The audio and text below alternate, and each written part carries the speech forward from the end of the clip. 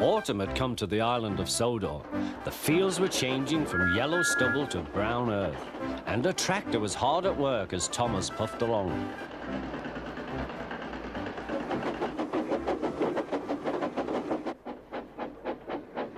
Later, Thomas saw the tractor close by.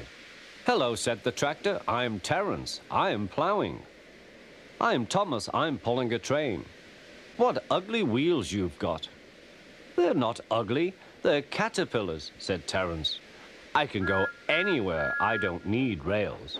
"I don't want to go anywhere," said Thomas. "I like my rails, thank you." Winter came with dark clouds full of snow. "I don't like it," said Thomas's driver. "A heavy fall is coming. I hope it doesn't stop us." "Huh," said Thomas. "Soft stuff, nothing to it." And he puffed on, feeling cold but confident. They finished their journey safely, but by now the country was covered. "You'll need your snowplow for the next journey, Thomas," said his driver. "Huh! Snow is silly soft stuff. It won't stop me." The snowplow was heavy and uncomfortable and made Thomas cross. He shook it and he banged it, and when they got back, it was so damaged that the driver had to take it off. "You're a very naughty engine," he said to Thomas. Next morning, Thomas's driver and fireman came early and worked hard to mend the snowplow, but they couldn't make it fit. Thomas was pleased. "I shan't have to wear it. I shan't have to wear it," he puffed to Annie and Clarabel. But they were rather worried.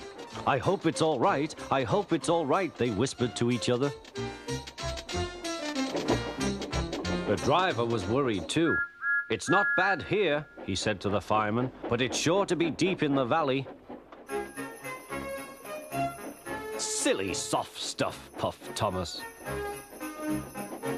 "I didn't need that stupid old thing yesterday, and I shan't today. Snow can't stop me." He rushed into a tunnel thinking how clever he was, but there was trouble ahead. "Cinders and ashes," said Thomas. "I'm stuck." And he was. "Back, Thomas, back," said his driver. Thomas tried, but his wheels spun and he couldn't move. The guard went back for help, while everyone else tried to dig the snow away. But as fast as they dug, more snow slipped down until Thomas was nearly buried. "Oh, my wheels and coupling rods! I shall have to stop here till I'm frozen. What a silly engine I am!" And Thomas began to cry.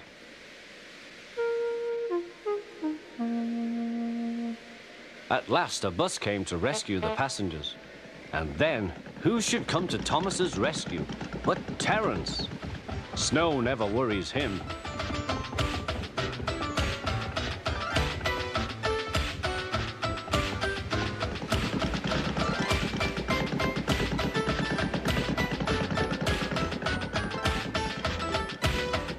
He pulled the empty coaches away, then came back for Thomas. Thomas's wheels were clear, but still spun when he tried to move. Terence tugged and slipped and slipped and tugged, and at last dragged Thomas clear of the snow, ready for the journey home.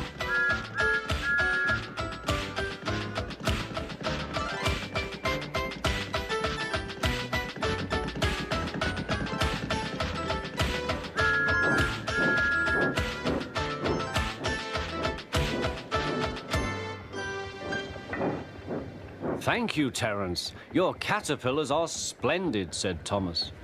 "I hope you'll be sensible now, Thomas," said his driver. "I'll try," said Thomas, and he puffed humbly away.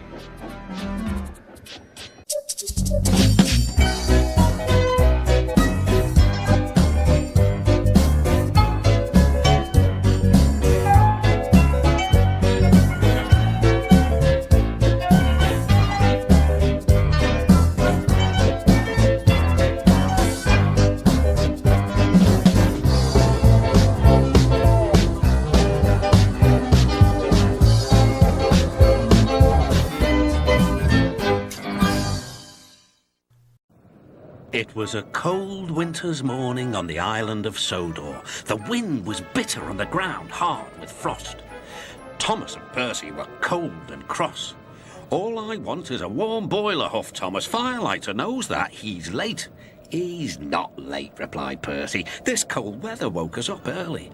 Gusts of wind swirled flakes of snow towards Thomas. Then they swooshed round Percy too. Why don't we talk about something else, shivered Percy. Yes, like how silly we look when our funnels turn into icicles. That's not funny. Maybe we'll stop feeling cold if we talk about warm things like sunshine and steam. And firelighters, muttered Thomas. Scarves, continued Percy. Scarves? That's what you need, Percy. A woolly scarf round your funnel.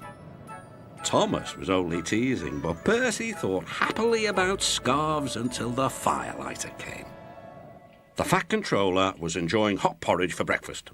He was looking forward to taking important visitors on a tour of the railway and had pressed his special trousers. I shall put them in my trunk and change into them just before the photographs are taken, he said to his wife. Then he set off to catch his train. Percy was now working hard. His fire was burning nicely and he had plenty of steam. But he still thought about scarves. He saw them everywhere he went.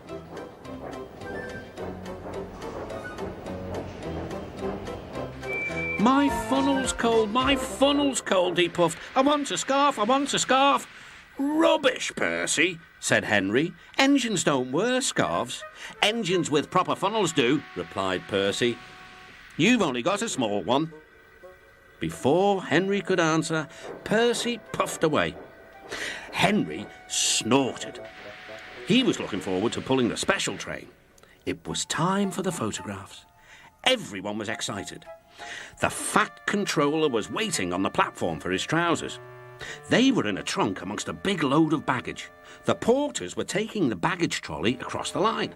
They were walking backwards to see that nothing fell off. Percy was still being cheeky. His driver always shut off steam just outside the station.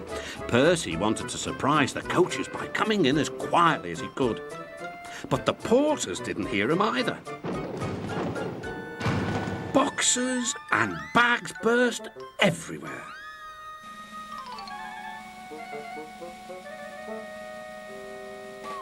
Oh! groaned Percy.